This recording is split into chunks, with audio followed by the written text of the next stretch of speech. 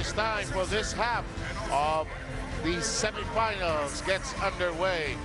Game 1 featuring the San Miguel Beermen against the Reynor China. And San Miguel, according to Leo Austria, they needed an import. If you're San Miguel, obviously a tough break for them in their last game. Marshall Lassiter suffering an injury. And McCullough breaks the ice for San Miguel. Here's a wide open shot. It's a target. Good line, just a tad short. Follow-up will work.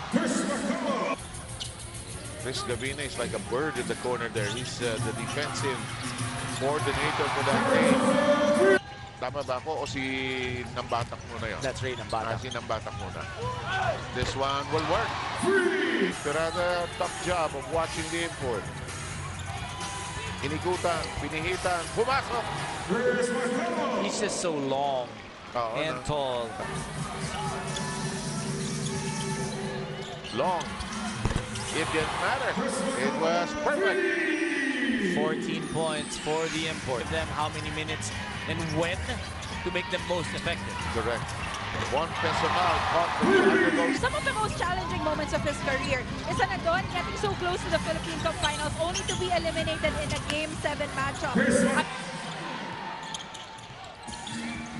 Labas, Ross launches, 3.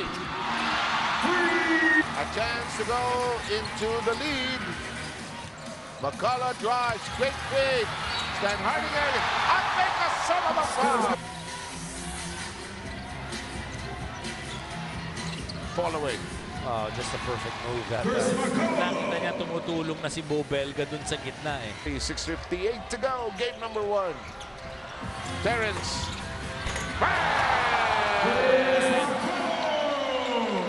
Naiwanan.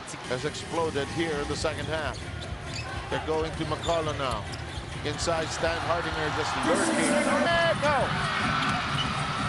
Stan Hardinger. McCullough wants to go all the way. We are into the last. JV Mocon, which led to this fast break. Chris McCullough would not be denied.